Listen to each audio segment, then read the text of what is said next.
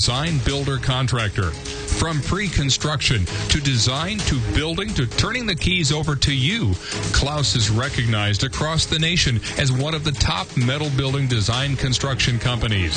In fact, Klaus was the first general contractor to earn OSHA's preferred rating in Northwest Ohio based on safety training, management, and performance. Now, this commercial could go on and on with statistics, but the only statistic that means anything at all is that 85% of Klaus's new business comes from past customers. Bottom line, that means satisfied customers. Whether it's agricultural, residential, commercial, religious, medical, or retail, there is only one name to remember when you're thinking about construction. Klaus Construction.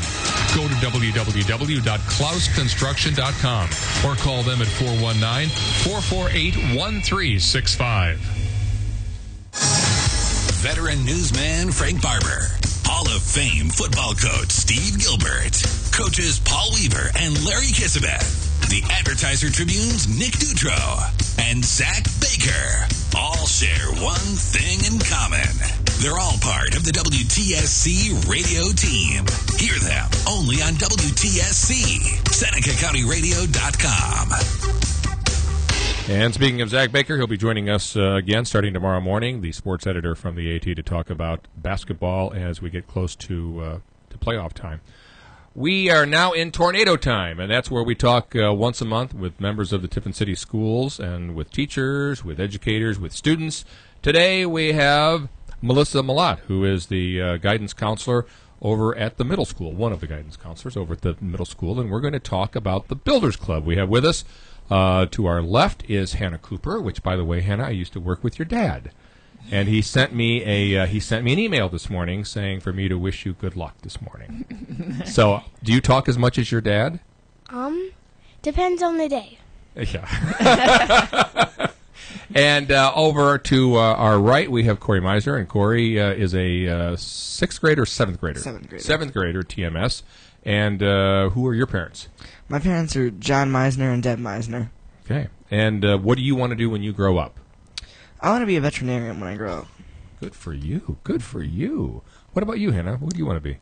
I really like the weather. You want to?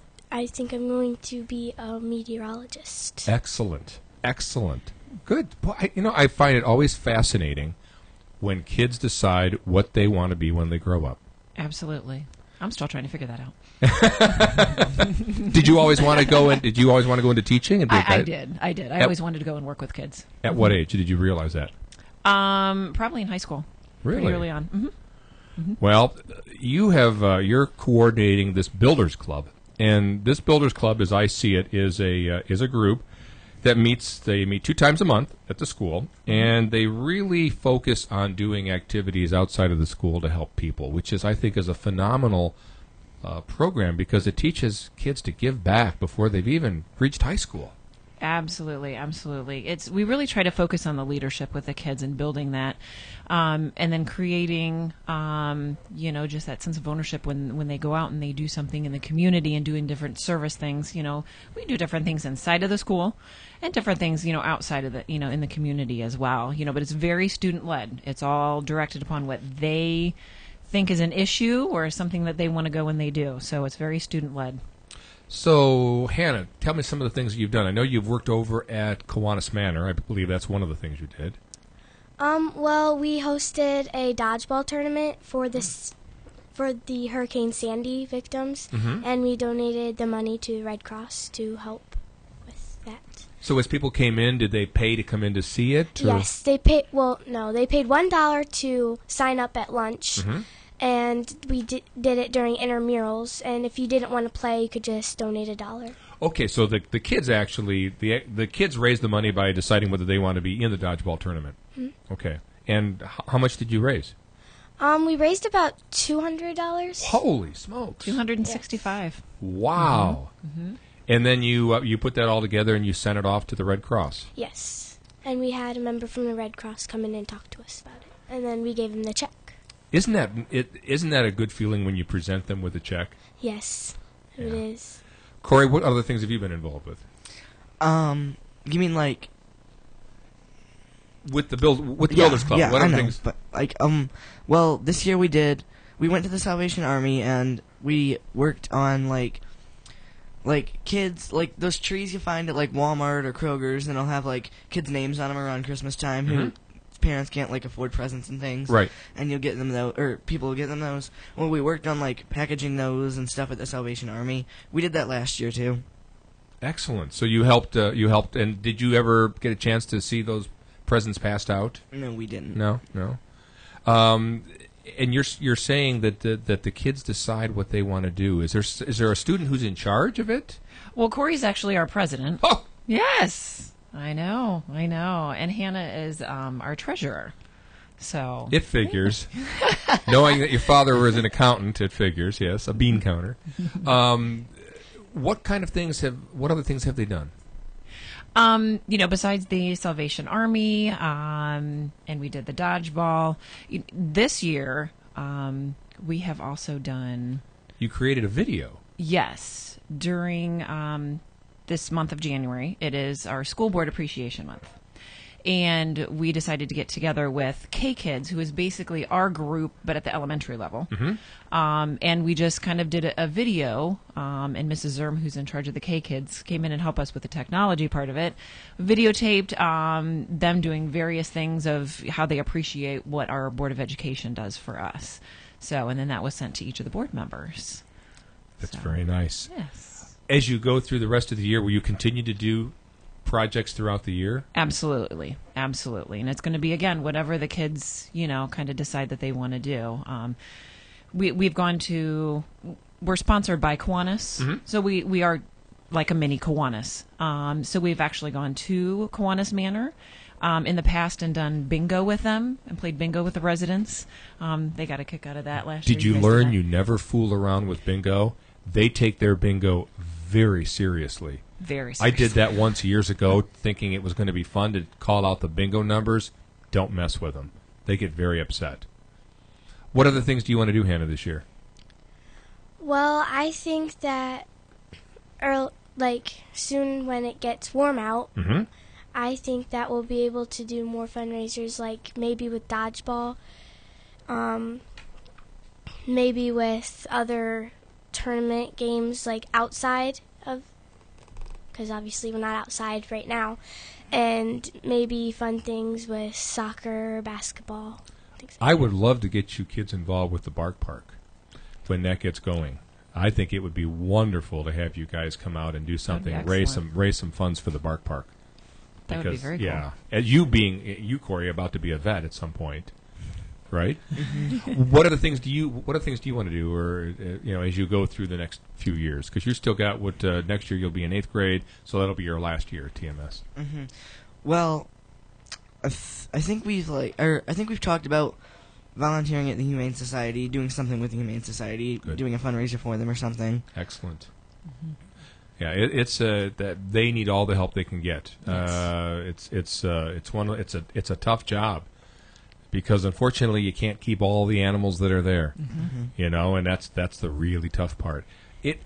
I would think from a teaching perspective and from a guidance perspective that this certainly is the very beginning building blocks of a lifelong commitment to giving back. Absolutely. I really want to empower the kids and realize that, they can make a difference, just by doing something very simple, like having a dodgeball tournament can impact greatly, so just by doing something very simple, kind of the pay it forward, type of thing. And once they start to realize, hey, it feels pretty good to help somebody out, and then they can kind of continue and grow on from that. So it's very neat. When I say the term, Hannah, pay it forward, do you know what that means? No. Okay. That means to give back. That means to always be giving back. Is there a feeling that you get when you help someone out? When you've done the dodgeball tournament, you've been with your other students, but when you're over at Kiwanis Manor, you're working face to face with some of the people. Is there a feeling that you get when you help somebody out? Yeah, I really like helping people out because it makes me know that I was able to make them better and make their lives better. Wow. It's a wonderful thing you guys do, And I'm sure as you go through life, you're going to be doing more of this as you get into the high school. And what I find it quite interesting is now at Tiffin University in Heidelberg, part of their requirements are to do this kind of thing on an ongoing basis. That's just, I mean, when I was going to college, it wasn't even done. Right. And it's neat, too, because we've gotten together with the group, our group, who's at Tiffin University before. When we've gone to Kiwanis, they've been there as well. So it's the Circle K group. So it's our group, and we kind of can see them working too. So it's neat to kind of see, we've worked with K kids, all the way up through the college level, and kind of, instilling in them that, hey, you know what, it doesn't have to stop just in middle school. You can continue on, with the Key Club in high school, continue on, in college, and then they're on afterwards. It's funny, as I'm a member of the Rotary Club, not the Kiwanis, but that's okay. The one thing we notice with new members coming in that are the 30 and unders, they come in wanting to do service projects. Quite frankly, when I was joining that club years ago and other clubs, it was just to join and be a member and do that kind of thing. Now they're actually coming in wanting to do things, and that certainly is a reflection on how they were brought up. Absolutely. And that's what we want to, like I said, continue instilling in these kids that they can make a difference. Get out there, let's do something, let's empower them, let's make this impactful so that they can make a difference. And we haven't even talked about the fact that one of the key components seems to be you're teaching them to be a leader.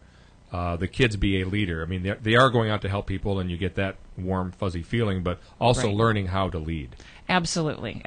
So, and I think a lot of times they learn through these, different activities that we do that it doesn't just happen.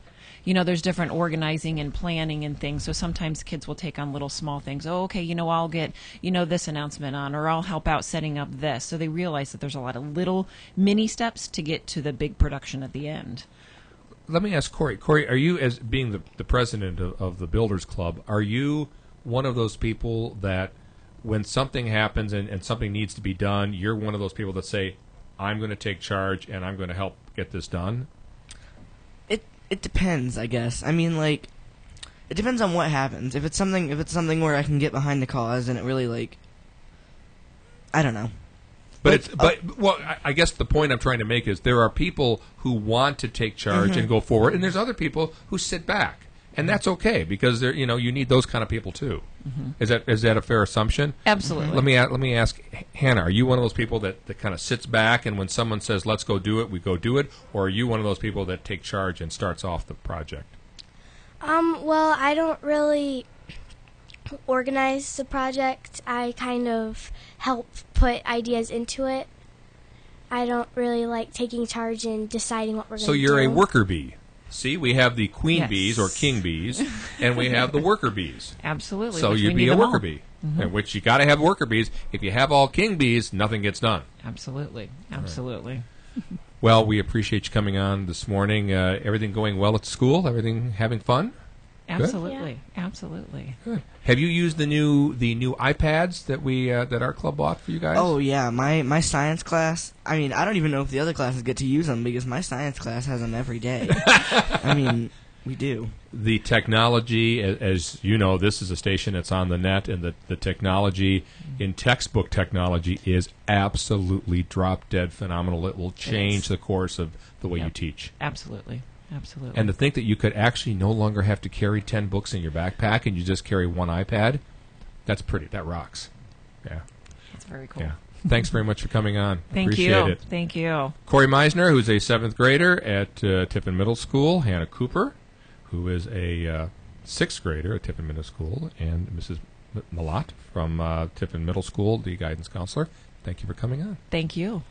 That is our Tornado Time. We have it once a month here on Seneca County Radio. Stand by. We have news with Frank coming up at the bottom of the hour. We'll keep you updated on all the developments going on down south and the weather as well as it continues to get pretty dicey outside. Only a couple of delays to pass on to you this morning, and they're all out of our immediate area. There, Cyrus City Schools are on a 2-hour delay this morning. Back with news with Frank in just a moment as SenecaCountyRadio.com, WTSC. Community Committed Radio continues. Because the subject hurts our loved ones' hearts, we avoid it.